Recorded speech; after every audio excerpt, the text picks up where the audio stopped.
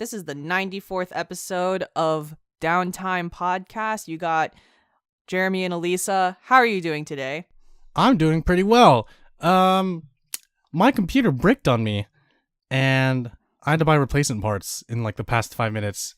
I just did that. Oh, you just did an Amazon sweep? Yeah, I bought an SSD. My original Windows 10 software was running on a hard drive, like a mechanical hard drive.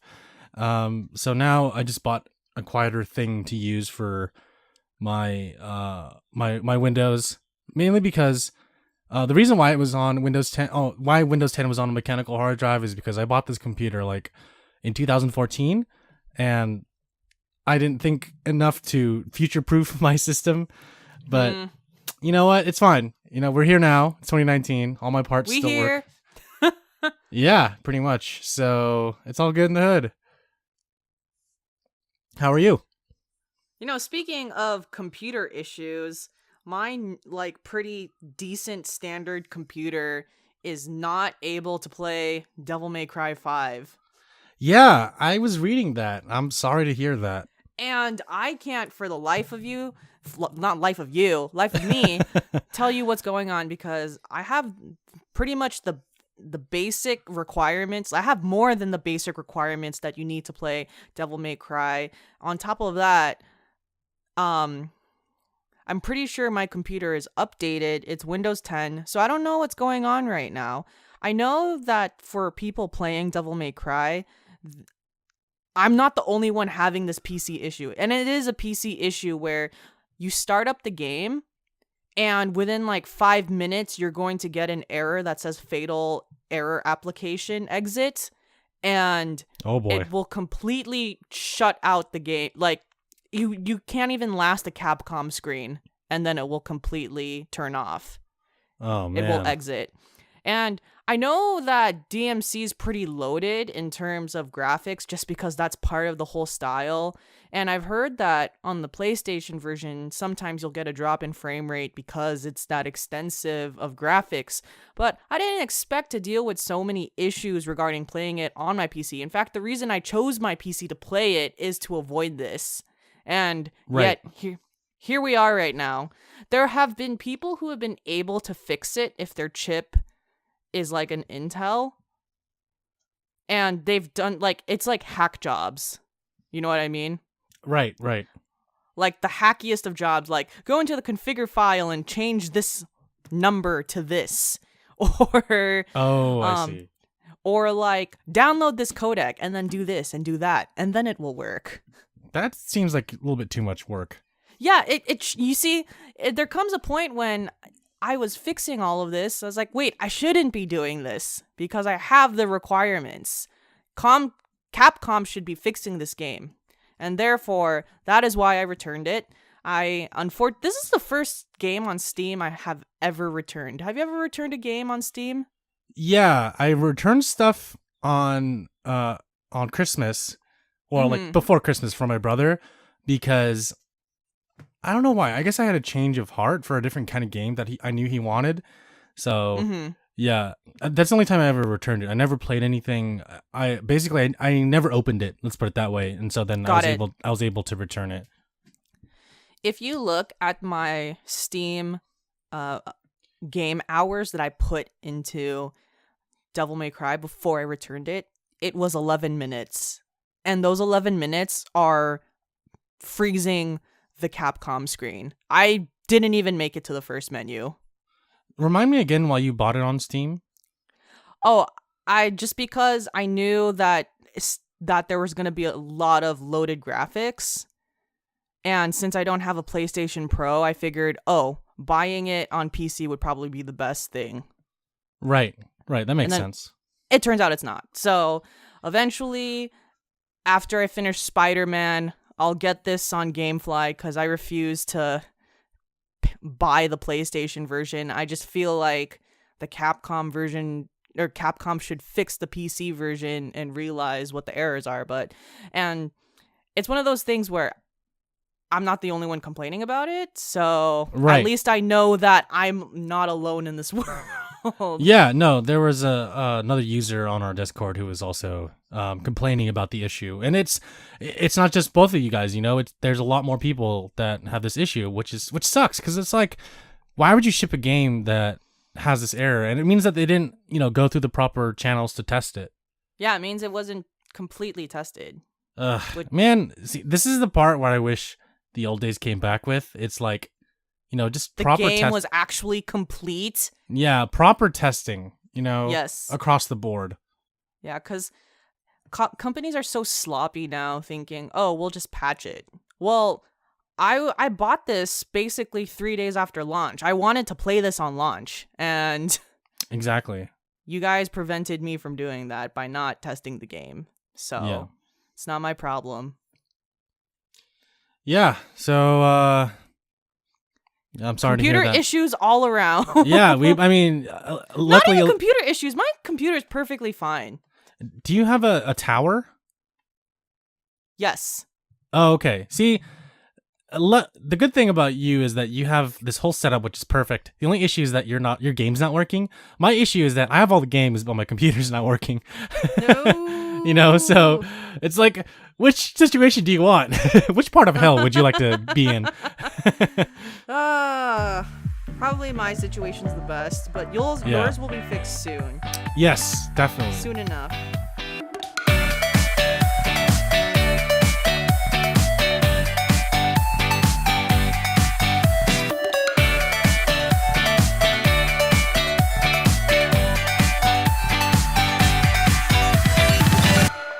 So before we get into the judgment news, because we all know that that's probably the biggest thing you want us to talk about, Yep. We're actually going to shift the agenda a little bit, and we're going to talk about Cube Corner first, and then we're going to go into gaming news after.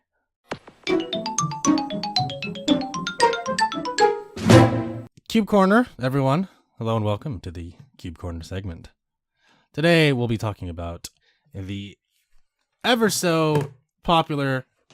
I don't know if it's that popular, but I think there were only like 200,000 copies printed of this game in the US.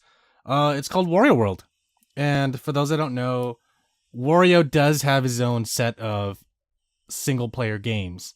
Now, these games are relatively popular, I'd say. Wario's a pretty popular character himself. And I feel like this one has the most attitude.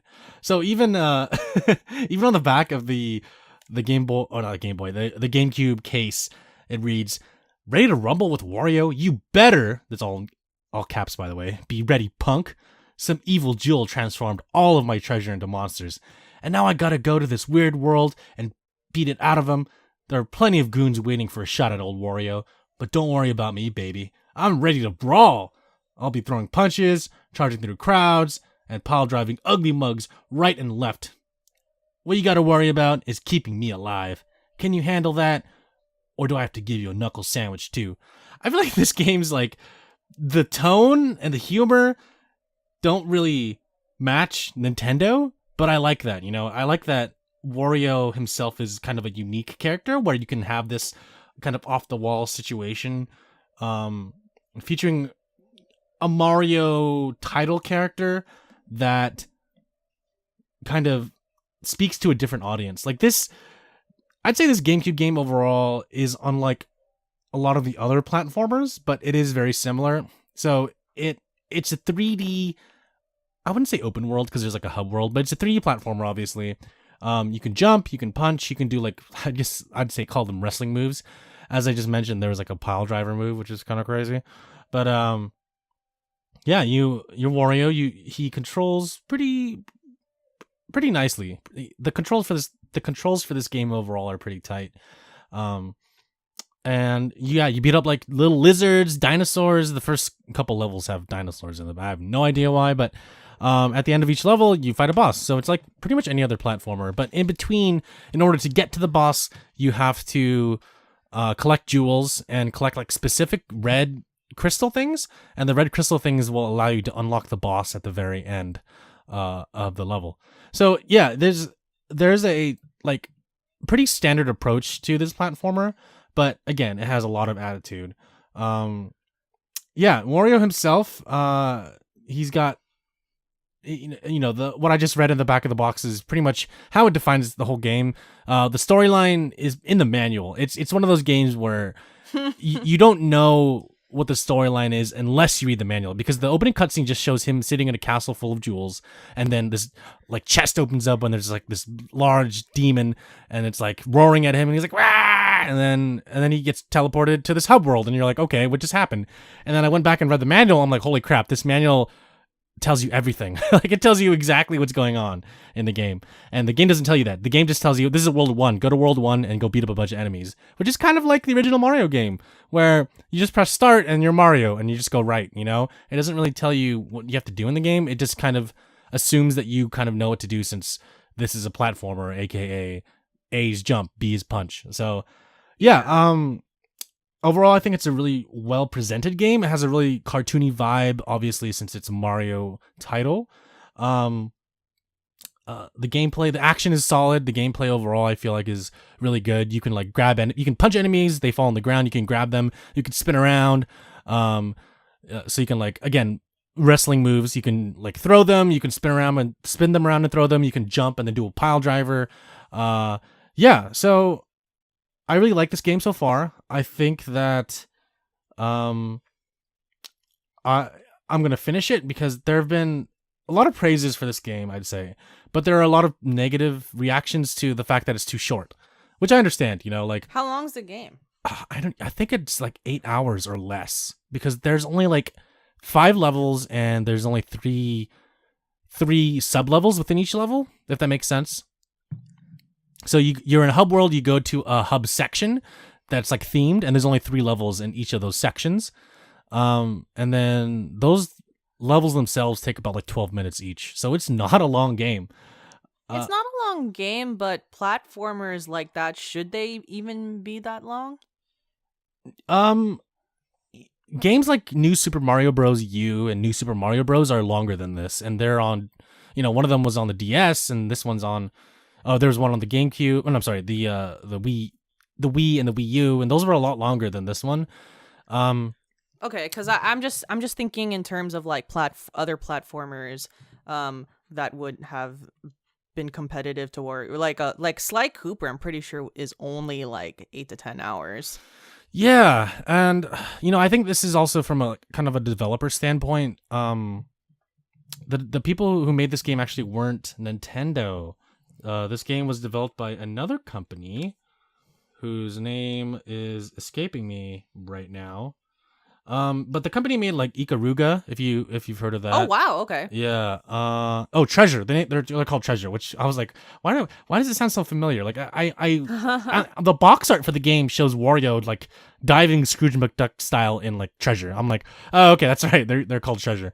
Yeah. So yeah, solid title, solid GameCube title. Highly recommend for anyone. This game, since it is technically, I'd say first party publisher title, because it has Nintendo written all over it. I mean, you've got Wario as the main character. This game is getting kind of expensive now. I'd say in the $40 range, but I picked it up from Game World in San Jose. Shout out to them again. For $25. So pretty good. Yeah, really good deal. That guy who runs the store, I think he must have a basis of his game prices on something else or like some other website, because he sold to me for $25. I was like, wow, that's a pretty good deal for this game. I was expecting it to be at least $45. But hey, I mean, I got it for a lot less than that, and yeah, it's great. Yeah, that's all I have to say about this game so far. But I also do want to mention that in between segments of Cube Corner, I am actually doing my best to finish each game that I'm talking about. But if I, yeah, so there may be some overlap next week, since I'll be pretty busy. But I'll always no have worries. No, I mean, I'll always have a game to talk about, even if I already finished it. I will talk about it still. Like finished it in the past, I mean, or if I haven't finished it yet, I'll still talk about it. For example, a teaser for next week is a big scaly green monster that everyone's familiar with. I'm not going to play the game because I already... Godzilla? Maybe. I'm not going to talk about that game specifically from a fresh perspective, because I've already played the shit out of it. but so I can tell you everything about that game. But yeah, I'll be talking about games that I've either played a lot in the past or are playing now. So it's kind of a mixed bag when it comes to where I'm at with the game that I'm talking about in Cube Corner. And I just want to be very clear about that because I found that trying to finish each game in between podcasts is actually really difficult because of course. because I just can't sit down and play the whole thing and be like, all right, this is my review, because I'm not really trying to do a review. I'm just trying to give some history and some insight into it because I love video games and I love GameCube games, and these things mean so much to me. So yeah, this has been this edition of Cube Corner. See you guys next week for another GameCube game. All right.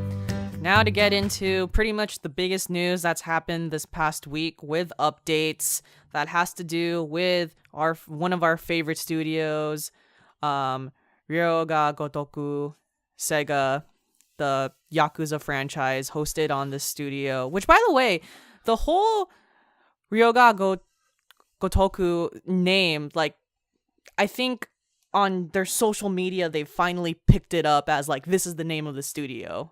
Yeah. Because I think, like, on a lot of the social media feeds, they've kind of went as, like, the Yakuza game channel or, like, the Yakuza game user, but now they've actually branded themselves as the studio. Yeah, it was always like, this is the Yakuza studio, or this is the studio that made Yakuza, or this is Yakuza Studios. I'm like, man, this just sounds like it's a bunch of gangsters who make video games. And I'm like, give me like, maybe if that's the name, then make it the name. But now they're called Ryuga Gotoku Studios. So that's really cool. I don't know if they're a subsidiary of Sega. I don't know if they're an internal team that just calls themselves that. Further research is required, but yeah, so it's probably the first. Yeah, most likely. So they're still which is, by the way, sorry, it's okay, a much more better brand because the Japanese translation is Like a Dragon, which is pretty damn cool. Which is a pretty cool translation versus just using the word Yakuza. Anyways, yeah, Jeremy, let's get into it. So one of the characters in the game is played by a very famous comedian / actor / voice actor. His name is Pierre Taki. I'm going to call him Cokehead. No, I'm just kidding. Pierre Cokehead Taki. No, he was caught with cocaine.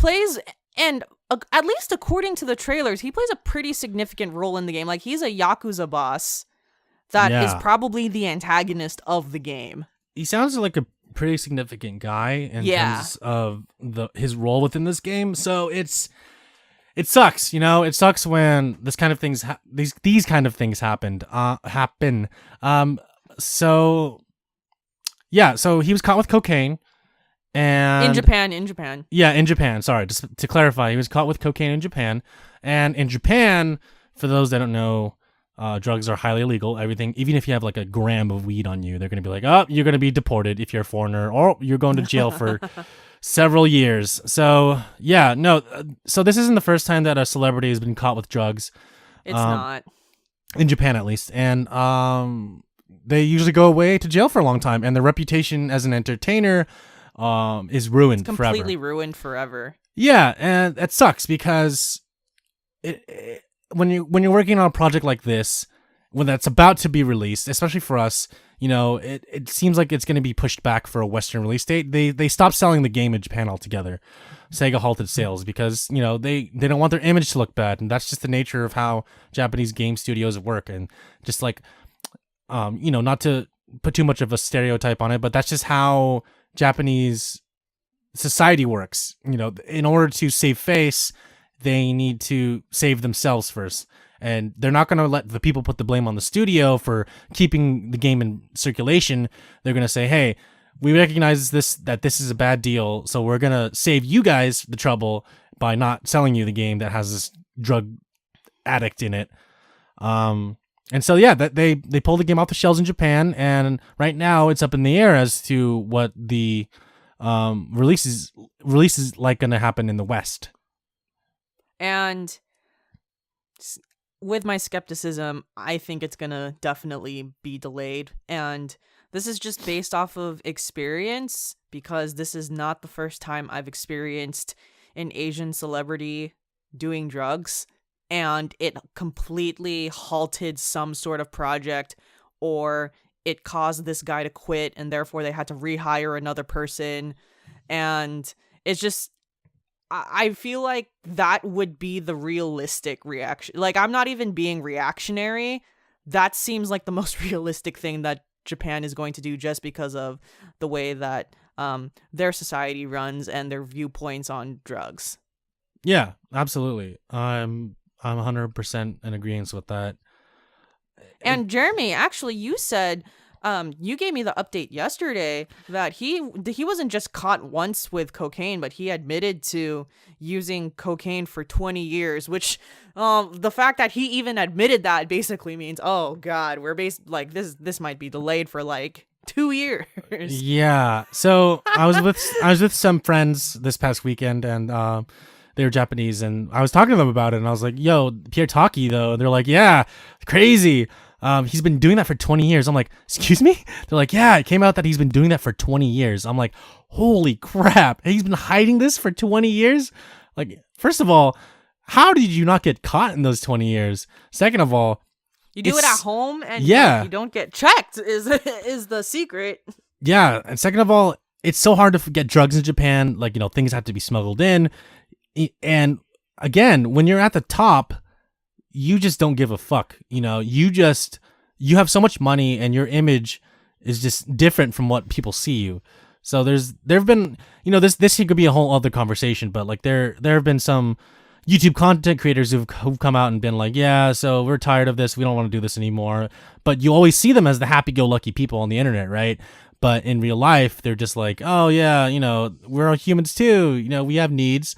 And that's how I feel about Japanese celebrities, is that there's so much pressure and agreed. Yeah, there's just so much like passion behind the fan base of all these Japanese celebrities, well, Asian celebrities in general, that they need to find some sort of relief from all this stress and all this pressure in life. So a way for them to do it is to drink, something that's socially acceptable. But a lot of them, I'm pretty sure are curious about drugs and recreational drug use. And so, sooner or later, they're going to find a guy that's going to be like, hey, you're pretty famous. You got a lot of money. I got something that you might want to try to help take the edge off. And they're like, oh yeah, tell me more about it. And then you get into 20 years of drug use. Yep. And not to get deep into it for this podcast, but there's a stigma in Asia, especially if you're a public figure, that you have to be this sort of figure or idol all the time. And if you are sad or depressed about something, like going to a therapist is actually kind of highly seen as, oh, what's wrong with this guy? There's a huge stigma to seeking therapy and talking to someone about like your issues of the limelight. So pretty much a lot of Asian celebrities aren't trained to deal with high pressure like this. Yeah, and that's just the nature of it, since the celebrities in Asia are just so protected. It's they're told that this is the way they're supposed to live their life, and you don't want to, as a human, you don't really want to be told what to do. But from a paycheck perspective, let's say, you want to keep the money going, and you need to please the fans, and the only way to do that is to give in to their wishes, which sucks because you want to be your own person too. Pretty much. So it's just pretty unfortunate that when finally something hits the fan, then their entire career of work gets affected. Like, pretty much this guy is not just gonna probably be scrubbed off of Judgment. Oh, by the way, and he's gonna be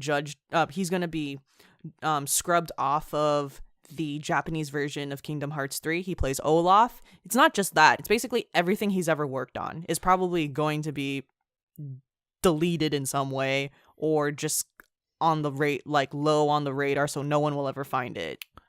Yeah, and it's just sad that that's the case. This isn't the first time this has happened in Japanese media. There was a singer that came out a couple years ago that she was using drugs, and so what the media did was, well, they spun it so that she was like this horrible person, and she went to jail for a couple of years. I think it was like 2 years, And then when she came out, like her career was just ruined. Like Yeah. you can't become a singer anymore. You can't really do anything. But she still had an acting career, and that kind of left her afloat. So there is hope for him in the entertainment industry after Pierre gets out of jail, which would probably be just being an actor, because he can't be, a comedian anymore. He can't be a voice actor anymore, because children don't want their kids knowing that they're listening to a cokehead. Yeah. So yeah, Pretty much. he was part of a techno group called Denki Groove with another guy, and I'm pretty sure that whole thing is just gonna disappear after a while because Disband. yeah, I mean, like, you don't want, if I were his co-bandmate, I wouldn't want to associate myself with him, because then fans will come up to you and be like, yo, why are you hanging out with this guy? Like, why are you still together? Like, that's just how it works in Asian media. Like, if you associate yourself with another person, then you're going to get the hate too. Probably just as much, if not worse. Yeah. And we were talking about this before, like Big Bang is a Korean group where one of the members was caught, doing weed, right? It was Top that did weed. Yeah. And so everyone hated on him. Like, the media went...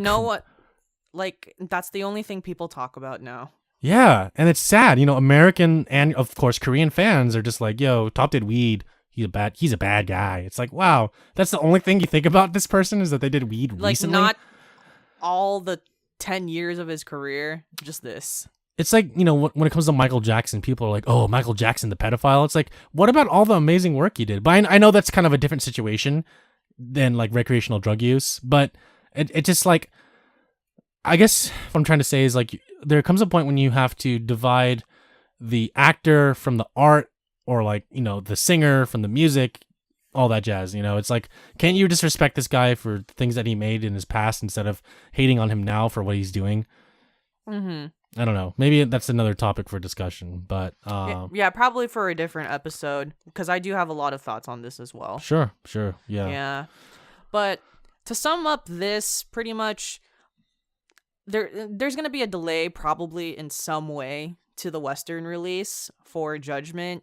It might 2 years might be an exaggeration. It might even be 6 months if Sega absolutely does a rush job, like they rush it right at this instance. So, like, anything's possible, and on top of that, they could just release the game to the West and then repatch it later. That's also a possibility. But pretty much, like, I know, like, a lot of fans are disappointed, and a lot of fans kind of don't understand what's going on, at least in Japan right now. But this is, at least for Pierre Taki, like, for him, this is more than just a video game now. This is, like, his entire career. Yeah. To add on to that, Ryugo Gotoku Studios producer came out and said, his name is Daisuke Sato, and this is from an article on DualShockers, and he said that Taki's drug bust won't erase his presence in the game, and what that means exactly, we don't know yet. He could still be in the game. I don't know if Sega's gonna nullify that and just come out and say, okay, we're just gonna recast the whole thing. I mean, they've done it with movies before. For example, the Scott Ridley film that came out, like, last year. You know what I'm talking about? The movie when Kevin Spacey came out as the... Oh, I forgot that name. I forgot the name of that one. Yeah, it was I know which one you're talking about. The movie where, like, the guy, like, saves his son from, like, yes, Italian like terrorists or whatever. Yeah. I don't remember the name anymore. It's called All the Money in the World. Mm-hmm. Yeah, so I remember watching that on a plane or something. But anyways, yeah, so it's kind of like that, where we don't know what the situation is and how... The interesting... Yeah. Oh, no, I was just going to say how far Sega's willing to go to either save him or like, boot him out. The interesting thing is if Judgment had never been announced for the West and had all of this press for the West yet, I'm 100% positive he would have sales would have halted and Japan would have just instantly made the decision that he's getting replaced.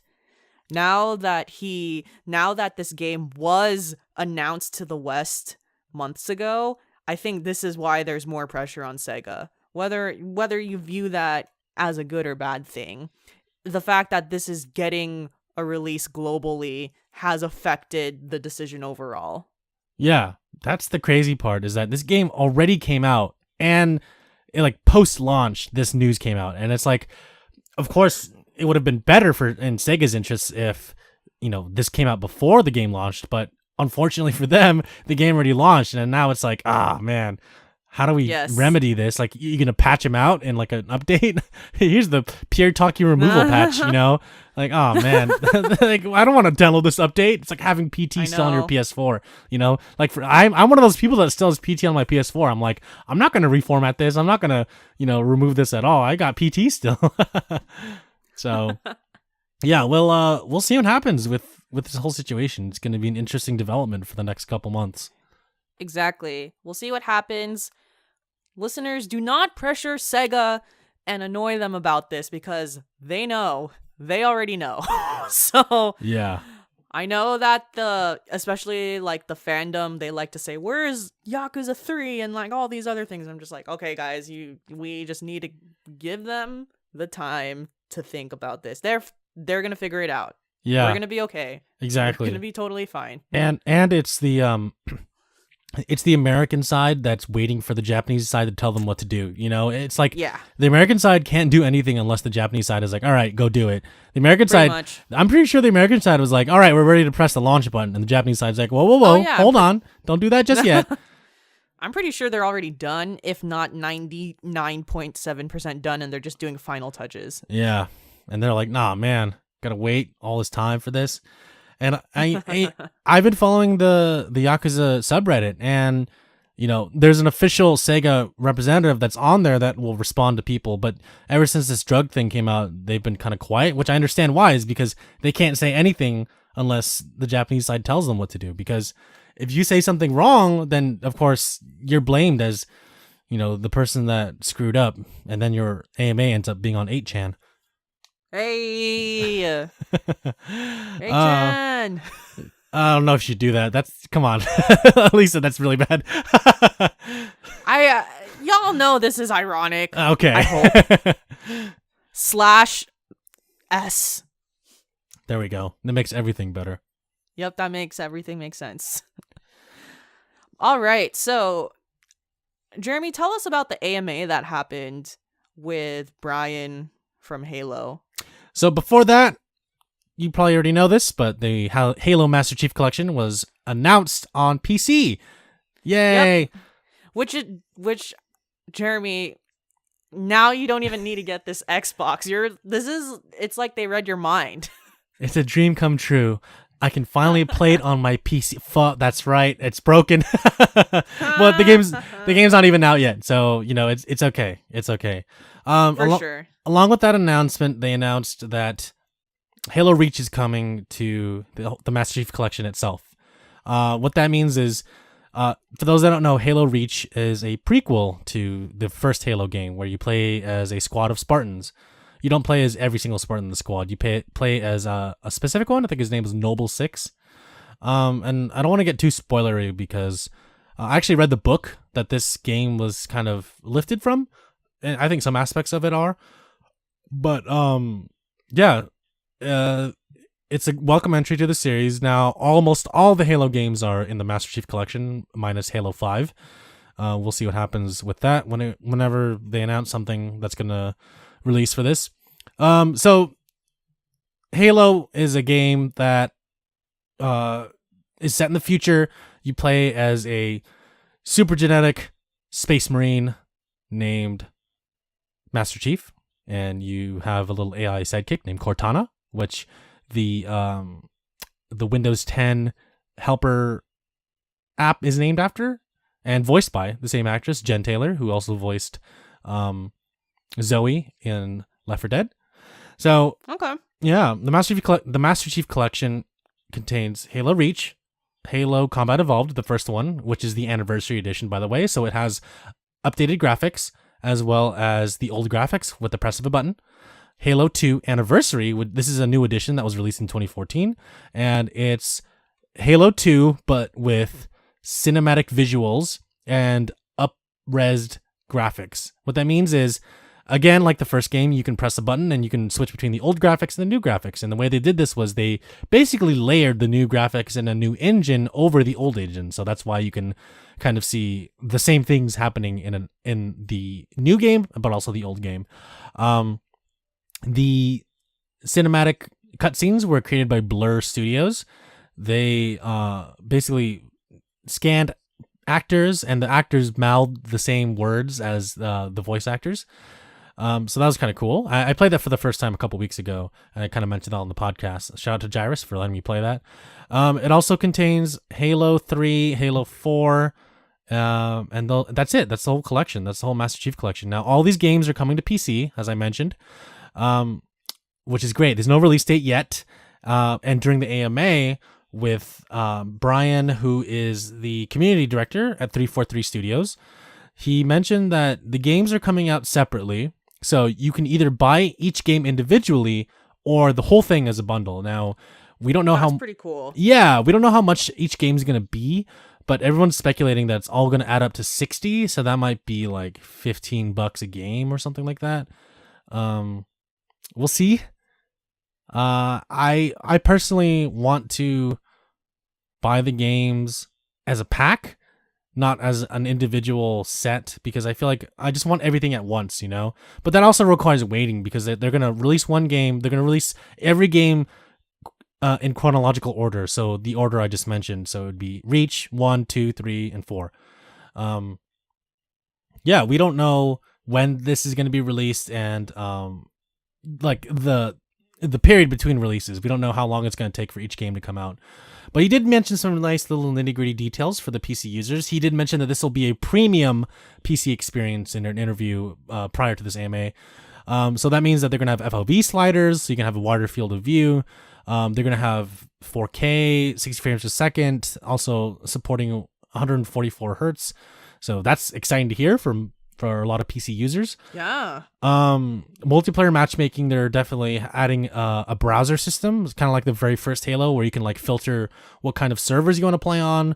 Like if you want to just play 24/7 team deathmatch, or, you know, capture the flag, stuff like that.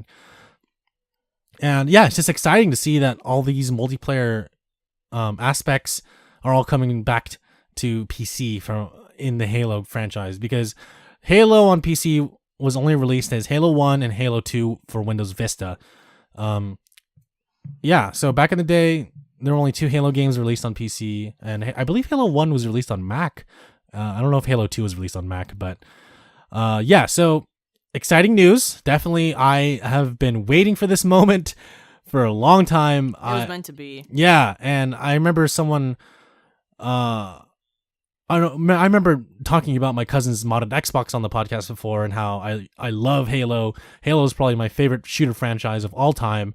So I'm just really excited that we finally get to play it on PC, and not just like a port. You know, this is a love letter to all the Halo fans that have been waiting for this, and I love that. I love that 343 is taking their time to, you know, share this with everyone. So it's great. And kind of on a funny tangent note, someone last week was like, I will give a whole pizza to any of the 343 developers. This is like on the Halo subreddit. They were like, I'll give a whole pizza to any 343 developer that can confirm that Halo, the Master Chief Collection, is coming to PC. And one developer responded with, so what kind of pizza are we talking about? So they didn't confirm and they didn't deny. Ooh. But it was kind of hinting that, you know, this game's coming out for PC this week, but no one said anything, you know? And ever since then, people have been sending 343 Industries pizza. And someone from 343 came out on Twitter and was like, yo, thanks for all the love and pizzas, but please stop sending them to us. Stop sending pizza. Yeah. Like, our receptionist is out for the day, and it's getting really hard to answer the door for all these pizzas. Oh my God. I thought that was hilarious. Dude, it's like leftovers for life. It's like how it's like getting an actual lifetime supply of pizza, because you know how sometimes pizza places, they're like, you can get a lifetime supply of pizza if you join this contest, but it's like you only get a pizza once a month. Yeah, it's like, hey, I made Halo. All right, have all the pizzas. It's like, wait, what? No. I'm putting Master Chief Collection on PC. Wait, what? Okay. What kind of pizza do you want? It's like, no more. So yeah, super excited about this. Again, I cannot wait to play this once my damn computer gets fixed. But But yeah. hey, now you got time. Now you got a reason. Yeah, absolutely. So yeah, no, excited for Halo on PC. Finally, we get the whole collection on PC minus Halo 5. And I can't wait to play it. Yes. So this week, GDC Game Developer Conference is happening in San Francisco. There's a lot of events that happen in the Bay Area, and there's, like game developers come to unite. And so there's going to be more updates next week, most likely, because as we're recording, it's only the beginning of the week. But one of the biggest announcements that just came out is Google Stadia. I don't even know how to pronounce it. They say Stadia. Stadia. Wow. Yeah. We're really going there. And it is a game streaming platform. Yep. Where you don't need a console. You can play on any PC, TV, like laptop, even tablet. And the game will go to you. And pretty much is like the answer to continuing having a game console hardware. Yep. Google described it as a future-proof console where you can play from anywhere on any device. They showed it working on a PC, on phone. You can play it on your TV from a monitor, and they explained that they have the infrastructure to support this. So they have like thousands of like little like centers all around the U.S. or I guess around the world. Where they need to. Yeah, no, absolutely. If they want to stay true to the streaming service and to make it right, they have to do it right. And it's really cool that they have the infrastructure and of course the resources to do this. They have near limitless resources to do this. So Google has rightfully jumped into the gaming scene. They even announced their own first party developer that they have in studio. They're working with Ubisoft because they showed off Assassin's Creed. They're working with id Software. They showed off a little bit of Doom Eternal, just some background stuff and the title floating by. And they mentioned that you can play Doom Eternal there on Stadia at GDC. So if you're attending GDC, that's pretty cool. Yeah, if you're thinking about attending GDC, if you're attending GDC, then go play it on Stadia. I mean, I think that's the only way that you can do it. The controller pretty much looks like an Xbox controller. Yeah, it's got the Konami code on the bottom for some reason. I don't know why. Yeah, pretty standard Xbox looking type controller. So, nothing really different to it. It looks a little heftier than an Xbox controller. Mm-hmm. But yeah, I mean, I'm color me interested. They mentioned up to 8K resolution, 60 frames a second. Yeah, I mean, holy crap. So yeah, and just to do a price comparison of the subscription services. So PS Now is, I believe, $19.99 a month. Game Pass is I think the cheapest one. I think it's $9.99 a month. So I don't think a price has been mentioned for Stadia yet. Yeah. Excuse me. Sorry. Yeah. So we'll see. We'll see what happens. A lot of people are saying this could be the future of gaming, which I don't think it is the end all be all end of gaming physically. I think this is just another outlet, another option that people can choose to do, because there are a few caveats with this. One is that not everyone has their own home infrastructure to support this kind of thing. Not everyone has gigabit internet, not everyone has the speeds to do this. And that's fine. I for one don't actually have that fast enough internet connection to handle this kind of system. So yeah, don't be fooled. Silicon Valley may sound very appealing and tech-like, but there's a ton of places in this area that have shitty internet. Yeah, and another thing to mention too is that Google, they can announce this, but they can also kill it. They've done this with the Google Glass, with Nexus. They've done this with a lot of their products that they heavily marketed and made sound really cool. But at the end of the day, if they can create it, they can also destroy it. So this isn't the first time we've seen Google present something really showy and flashy, but then say, hey, this isn't doing very well, so we're going to kill it. But I would like to say that on the positive side of things, Google does seem to be the front runner when it comes to this kind of thing. We've always seen online streaming services like this in the past. For example, no one remembers this, but OnLive was a system 10 years ago, where you can stream games onto a little box. You can play like a various myriad selection of titles, and it didn't do very well. And that's why it ended, because, it was just, they didn't have enough infrastructure to support that. Xbox and PlayStation are doing this now with their own services, but I mean, if it was going to be anyone, I would say it would be Google to be the one to, create this whole system. I think that they're moving in the right direction when it comes to the future of gaming. Yes, people will see this as an option to play games that they never got to play. And theoretically, you can play any kind of game with this. I feel like Google can license any kind of game. They can reach out to any developer and be like, hey, we want this on Stadia. And that developer will be like, all right, well, it's going to cost you. And Google's going to be like, all right, how much? We can write a bunch of numbers on this check. Just tell us how much you want. Because they're Google, they have so much damn money. They have near limitless resources that they could do whatever they want. They're pretty much in New Game Plus right now. Like Google is a new face when it comes to the gaming scene, but they've done so much other work that they're pretty much in New Game Plus. And what I mean is that they're starting a new game with all the stuff they had from a previous save point. It's like when you beat the game, you can play a new game over. You can play the whole game over again with all the stuff that you collected. All the money, crosses over. And so now Google has like these billions of dollars. They're like, all right, now, we didn't use any cheat codes. We've just been playing this game for a long time, and now we have all the resources. So let us join the foray. So we'll see what happens. I feel like Microsoft has something up their sleeve just because of the rumors that we've been hearing, and just because their Game Pass is probably like the best deal right now for a game streaming service. Like, I don't know. Don't get me wrong. Stadia is a very interesting prospect, and I can see how it's going to really succeed, especially the fact that you don't need a physical console with you. But I just have a feeling that the next console that Microsoft has it would probably be the most direct competitor to Stadia.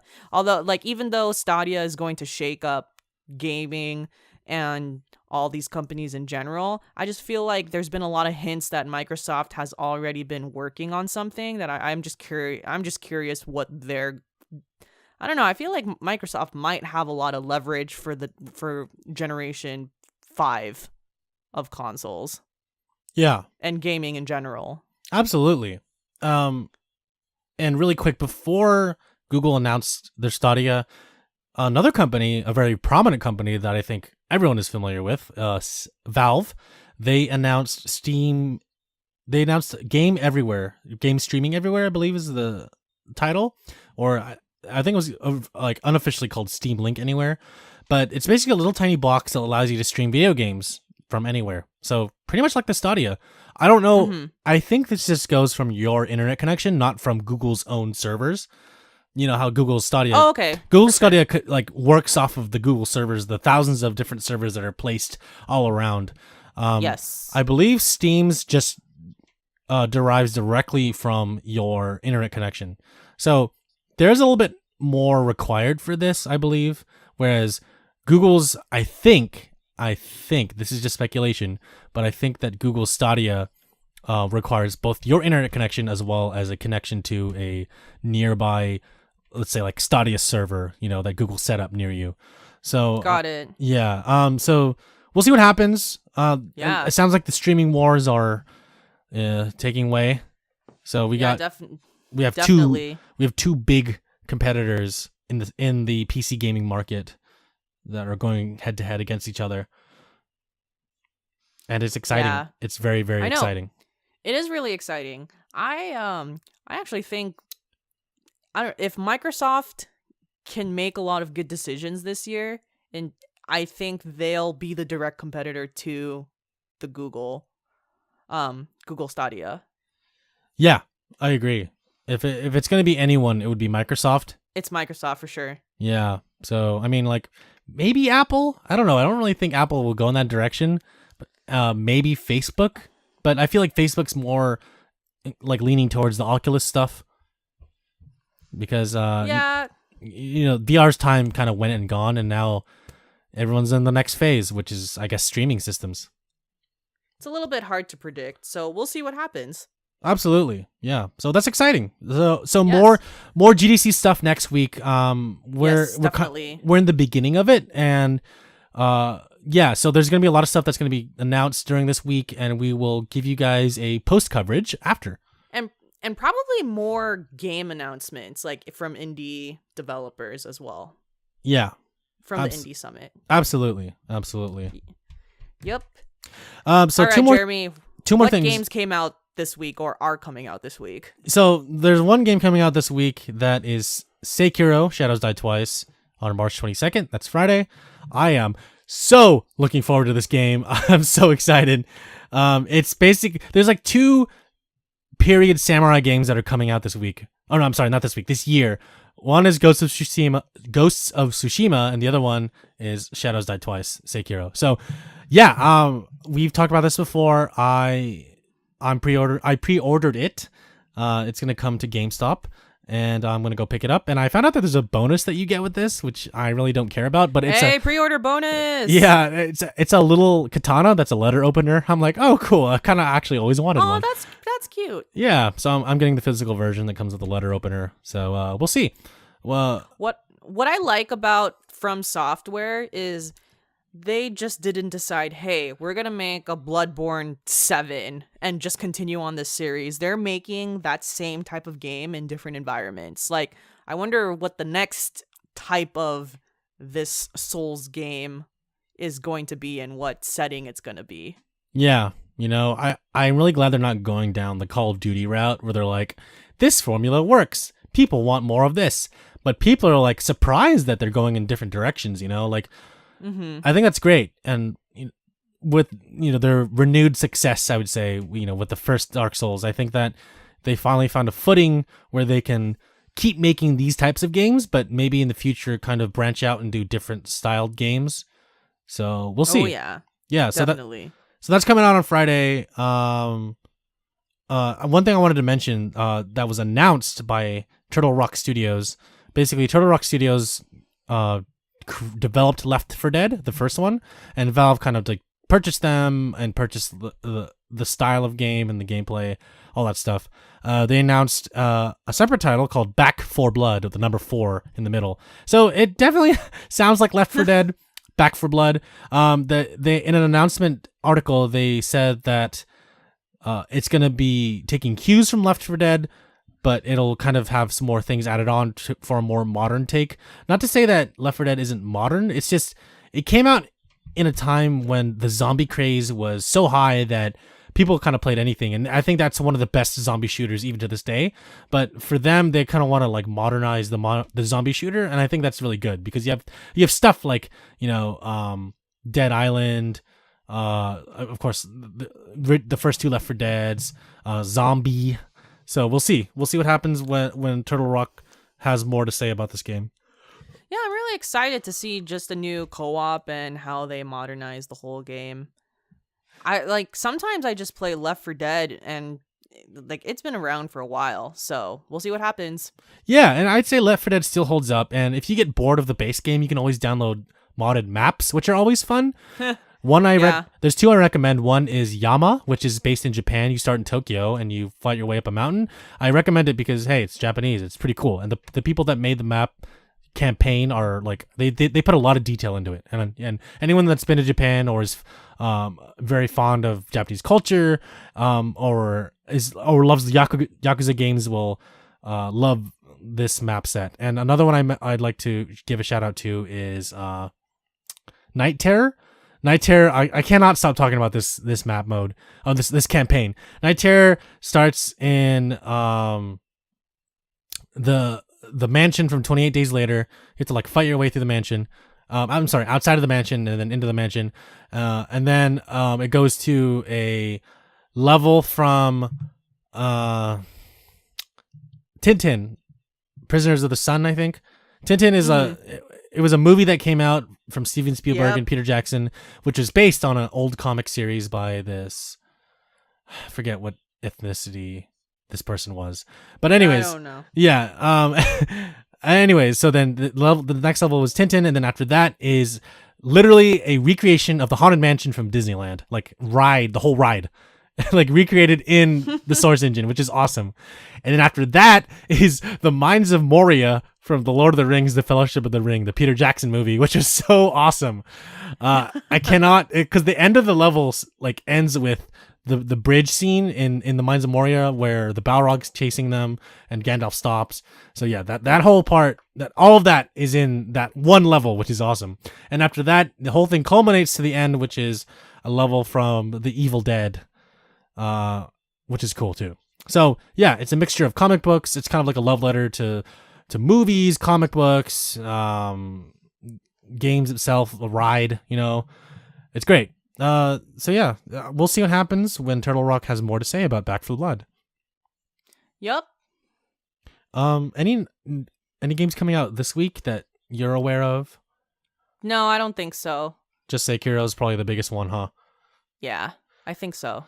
Yeah. Also, there's a Sega publisher sale going on, which ends on March 21st. I don't know when this comes out, but hey, you're probably already on Steam looking at Sega games. Pick up your Sonics, pick up your Space Channel 5s, pick up your Dreamcast collection, pick up the Yakuza games. Hey, they're there. So everything's on sale. Go get it. Yes. I'd say the Yakuza version on PC is a lot nicer. They have an FOV slider, so you can actually, have a wider field of view. Funny enough to say, which is kind of cool. Sega has been... That's pretty cool. Yeah, Sega's been PC friendly, and I really appreciate that. Sega, ever since they stopped working in the console market, and started going towards a more publisher/software market. They've been like more friendly to different consoles and especially the PC market. So that's great. It's great that Sega is acknowledging that PC gaming is, still alive and kicking. Pretty briefly, Alyssa, what are you playing? So I started 2 games because I couldn't play Devil May Cry. So I started Dragon Ball FighterZ, which is a really great looking fighter game. And it's pretty much in line with Blaze Blue. And I don't really have much to say about it yet. Just like it's a pretty fun standard fighting game. And I started Spider-Man, and I really like that game a lot. I like have you ever played the Arkham series? Yeah, I have it on PC. I have one of the games on PC. I feel like Spider-Man takes inspiration from the Arkham series and that sort of style and has made it easier to digest and play, and has really smoothed it out. What I like about the battle system and the gameplay is this is probably like one of, not to say this game is easy, but this game lays everything out for you. I actually think this is a really good beginner action game. I would say easy. I would just say user friendly. Yeah, very user friendly, and I really like it so far, and I don't have much to say because I'm not into the plot yet, but it is the user experience is very simple. And I think that it's a better version of the Arkham series. Hot take. Hot take. Don't at me. Marvel versus DC. Ooh. But that's all I'll say for now. Cool. I have yet to pick that up, but I will probably have the same opinion as you once I start playing it. Yes. Cool. And what are you playing? I was playing A Hat in Time on my PC until something very sad happened. Sigh. Yeah, so that's on hold indefinitely until, I guess, Fridays when I get my parts. So I'll be fixing my PC and then, then playing Hat in Time again. But I was playing that. So fun so far. It's really, really cute. It's a really cute platformer. The devs put a lot of really good work into it. It's kind of interesting. I don't know if you know the history behind the game, but all the people that worked on it, they didn't know each other initially, and they all lived in different countries, and so they would communicate over like Slack or Discord or something. And then and so the composer lived in one country, the main developer lived in another country, like the head of the studio lived in another country, and so they would all just like, talk to each other, and they would work on it in their spare time. And then it came to a point when they needed more money, so they went to Kickstarter, I think, and then they got more money from there, and then they released the game. So yeah, it's a labor of love. What started out as a hobby became something more than just that. So I think it's really cool that they put a lot of time and work into this game, and it really shows. Like the quality of the game is just amazing. And of course, as a PC port, it is very PC friendly, which is great. Nothing bad to say about it so far. I think I really like it. Once they start playing it again, I can give you more of an update. But right now, I'm just trying to collect some little hourglasses to power my ship, because my ship got hurt. My ship didn't get hurt. It got incapacitated. So I need to collect more little things to make it go back up to full power. And on the GameCube side, as I mentioned in the beginning of this podcast, I am playing Wario World. And if you want to hear my thoughts about that, go back to the beginning of the podcast.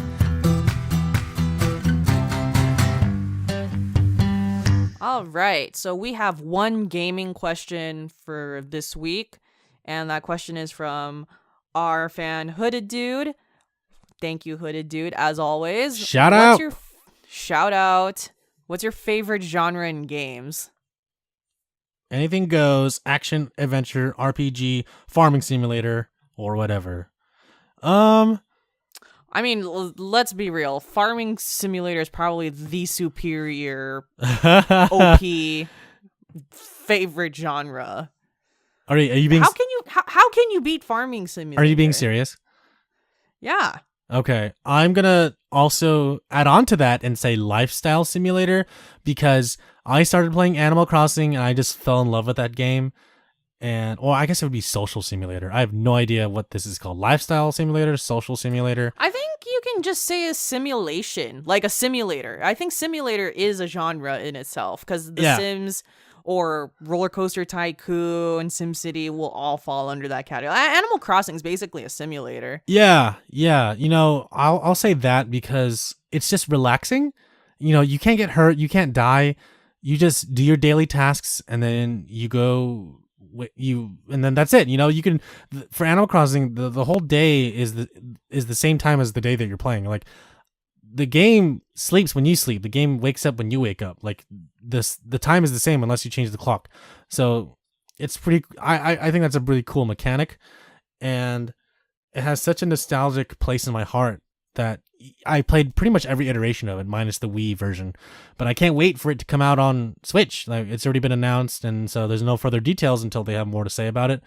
So yeah, I kind of agree with you that the farming / life simulator is that, because right after I played Animal Crossing, I played Harvest Moon, and that is a farming simulation game, and with a little bit of Animal Crossing inspiration in there.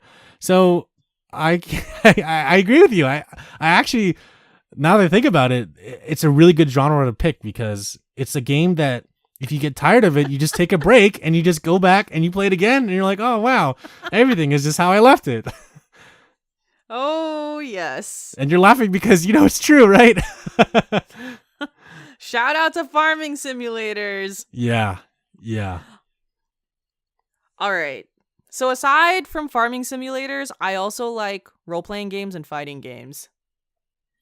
For me, it's shooter games, first-person shooter games, third-person shooter games, action games, platformers, action platformer, first-person shooters, which would be Portal. RPGs, yeah, to a certain extent. I'd say like the Morrowind / Oblivion, Elder Scrolls series. Yeah, a role-playing game is a type of genre. Yeah. It's like probably the most broad genre. Definitely. Most general genre. Yeah, definitely. I like party games. Anything from Mario Kart to Mario Party to Jackbox, stuff like that. Well, there's another one. Co-op games. A lot of co-op games I like a lot. Like whatever Overcooked is, like pressure simulator, pressure cooker. Yeah, so stuff like that. I like being in the same room with a lot of people and like working towards a specific goal because I think Yeah, for sure. that's where a lot of camaraderie is built up. You know, Mario Party takes away friends, but you know, games like Yeah, Overcooked can either strengthen your friendship or tear it apart. definitely. For role playing games, I just really like the whole umbrella, whether it be a role playing game like Uncharted or, it's a Japanese role playing game. I just like role playing games a lot. I will say, I do have a least favorite genre, but it's not set in stone. Like, I can play this genre, and depending on the game, I can like it, but I generally do not like medieval games. Oh, well, like, what about like Skyrim? Yeah, that's what I mean by depending on the type of game. Like, I can enjoy it, but I'm not going to outright seek a medieval game. Okay, yeah, no, I see what you're saying because Like Deliverance. I'm not gonna play that game oh yeah, unless someone convinced me that this was like you gotta play it. it's like, Like, hey, you got to play this game where you're in like an accurate representation of like 1547 like Europe, and you can like live in the dirt and you can like build your way up from a peasant to a knight, and you're like, why would I want to live back in that time when I can live right now? But I kind of get what you're saying. Like, there, for me, that genre where I have the same sentiment is real time strategy games, RTS games. I enjoy games like Command and Conquer and Age of Empires, but like those are the only two games that I would play in that series. Like, for sure. like outside of that, I'm like, I really don't care. Like, even if it's Star Wars or Halo, I'm like, I don't care if you're an RTS. There's a part of me that really just doesn't have the patience. That's probably why I don't like StarCraft that much. It's just like, oh man, I just want something to happen now. Oh no, I totally get it. Yeah. That's also kind of why I tried the battle royale genre too, is because I was really skeptical about it. But once I started playing it and I realized it was more of like a shooter / action game with, a co-op element, I was like, okay, I can kind of dig this. But, after defining it as such, I kind of got tired of it because it was just the same thing over and over again. Mm-hmm. Hey, that genre's not for everyone. It's true. It's not for me either. It's very true. All right, Jeremy, where can our listeners ask questions if they have any? Well, Lisa, you can go to www.downtime.live, click on the contact button. You can send us something that way, you can type in your email, type in the kind of question, comment, or concern that you have for us, send it that way. Or you can reach us directly, old-fashioned email way, at contact@downtime.live. That way you can send us an email with your comment, question, whatever it may be, and we'll read it on the podcast. You can also go to our website again, www.downtime.live, scroll all the way down to the bottom left, click on the word community in join our community. That will take you to an invite link to join our Discord, which I will now tell you has some updated rules and some changes to the channels a little bit. So one rule that we updated today is we reduced the 10-minute join time, which it was, if you join the server, you cannot talk to anyone for 10 minutes, just to verify that you're a real human and not a bot, because we've had some issues with bots in this past couple months.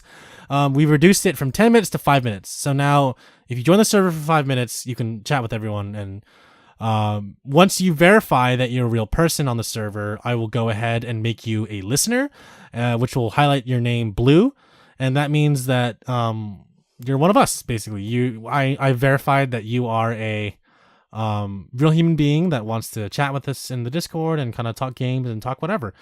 Alyssa and I are the only ones that have this power, so if there's any issues on the Discord whatsoever, not just user related, but just anything related, please feel free to @one of us on the Discord. Yeah, at one of us or shoot us a direct message even, because like we've said before, we don't monitor the Discord all the time because we have 9 to 5. So just shoot us a message. We'll read it eventually. Yeah, and I kind of made it so that it's pretty self-sustaining, where the listeners have rules that, you can't create a channel, you can't delete a channel, you can't block someone. Like I wanted to make it so that when you join it, your only intention is to, write messages, edit the messages, or delete the messages that you created, not that anyone else created. And so far, everyone's been pretty good about it. Everyone's really respectful of each other. No one's gotten mad at each other. Everyone else is pretty busy, so not everyone will be here the whole time, but people do join, people do talk. So please join our Discord. It's super fun, super awesome. Another quick update I want to say is that I created a couple more chats. These are just channels within our Discord, aside from general. So we have anime, which you can just talk about anything anime related. I don't really care. Memes, new series that you're watching. I created a channel called GameCube, or if you have questions about, I don't know, the GameCube stuff that I have, or if you have questions about GameCube in general, I can answer those. I've done a lot of research on GameCube modding, but also how a GameCube works and the kind of games you can get. If you have questions about collecting, if you want to get into GameCube collecting yourself, please join that channel and then just at me and ask questions, or just chat anything GameCube there. Game night is something that I'm trying to enforce within our Discord, where I want people to get to know each other better,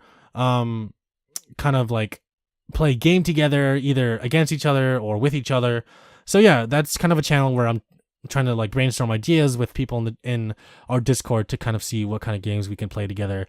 I want to lean more towards games that either everyone already has or a free game that we can all join, because the whole intention of it is not to put stress on anyone, to make you pressure to buy a game. I just want people to have fun and to have a sense of camaraderie within that whole space. So yeah, game night is a work in progress right now. We're still trying to figure out what game we're going to play. We did host our first game night before, which was for No More Room in Hell, which was a free game on Steam where you have to survive the zombie apocalypse. It's super fun. Yeah, so shout out to Jordan and Kev for joining that. That was so fun. Thanks, guys, for making that game night possible. I also created a channel called Yelling, which was, you just type in all caps the whole time. You can type in lowercase, but I really encourage everyone that joins the Yelling channel to just type in all caps. You can say something like, "Oh man, my computer crashed today," but it has to all be in all caps. Please keep that channel respectful. No taking your anger out on anyone or anything like that. So yeah, if you guys could just type in all caps from that channel, please do that. And of course, we got our standard stuff like general, which is where everyone joins and talks about whatever. Announcements, which is where we talk about stuff that's changing on our Discord or changing on the podcast, or announcements for video games that are coming out that week if there's sales. Shout out to Kev, who's been pretty good about recognizing when deals come out or when sales happen on the Steam store or the PlayStation store or stuff for the Switch. So that's great. BGM for music. Kingdom Hearts, which for anything Kingdom Hearts related, Marvel for anything Marvel related, meme zones where you can post memes, Stardew Valleys for anything Stardew Valley related for those of our listeners that want to get into Stardew Valley, Terrace House for Alyssa and I's favorite reality show, and the Yakuza series chat for anything related to Yakuza. We've been talking about Pierre Taki on there. Although probably now we got to change this to the Ryoga Gotoku chat now. Yeah, we could do that. But yeah, so that's it so far. If anyone else has any questions, yeah, please feel free to shoot us anything there. If you want to leave us a review on iTunes, please go to Apple Music /iTunes and find our podcast. Leave us a review. We'll read it on the podcast. Thank you so much for doing that in advance. You can go to YouTube. You can comment there. You can go to Podbean. You can comment there. And again, all three of those platforms you can find us on. We're on Stitcher. We're on a bunch of other stuff. So yeah, look for Downtime Podcast and we should be there. We're not the mountain biking podcast. We are the Downtime Podcast for games, or Downtime.Live. Thanks for listening to the 94th. Stay tuned for the 95th. Have a good day. Have a good night, everyone.